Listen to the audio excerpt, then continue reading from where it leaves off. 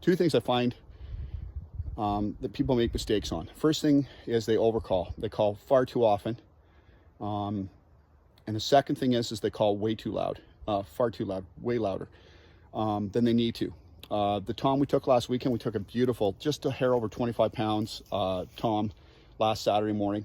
And I called him in with my voice, really soft purrs and clucks, and actually just, imitating a hen, super relaxed and really casual feeding.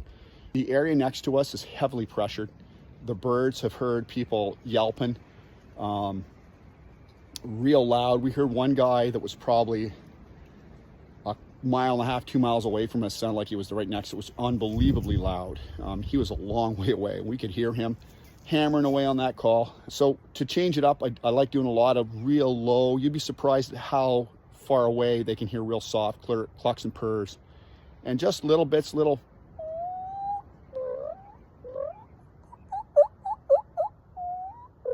those little kind of squeals and little putts and happy little clucks and purrs you hear a hen doing feeding. Super realistic, real soft tones. Even if you don't have it perfectly, it's a really great way of getting a tom to kind of break that pattern of hearing those constant yelps he's hearing constantly in the bush. There's nothing to say the yelps don't work, don't get me wrong, but that's what works for me. As for decoy setups, I'm a big fan of either no decoys or very few decoys.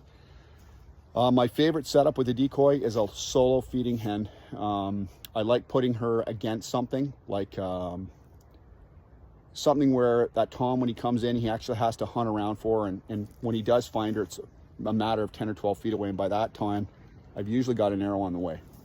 And I'll kind of hide her around cover to kind of, have him really have to search for her. And the second setup I like is a lay-down hen that's about 10 feet away from the other feeding hen, turned around, and I kind of split them from left to right, so there's a nice gap in the middle for him to walk into.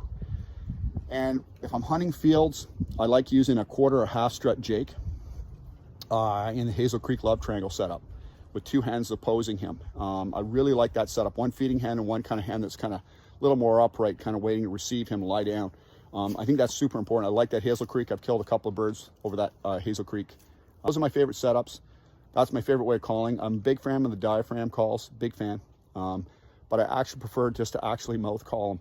Especially if I'm in a woodlot and you hear the adjoining properties just they're being, cut, they're hearing cutting all day and yelping all day. You may hear a lot of gobbles and responding back to that, but that bird we had come in, he gobbled about maybe 90, 100 yards behind us. Another tom gobbled adjoining fence line about maybe 300 yards away. Did a few clucks and purrs, just basic little feeding, little off and on about every, spaced apart 3 or 4 minutes there. And he literally ran in and started spitting and drumming right next to us. Really good way to switch things up. Anyway, hope everyone's having a great weekend chasing out turkeys. Hope you're successful. Appreciate all the feedback for our contents. Continue to walk with us. Thanks again. Have a great weekend. Cheers.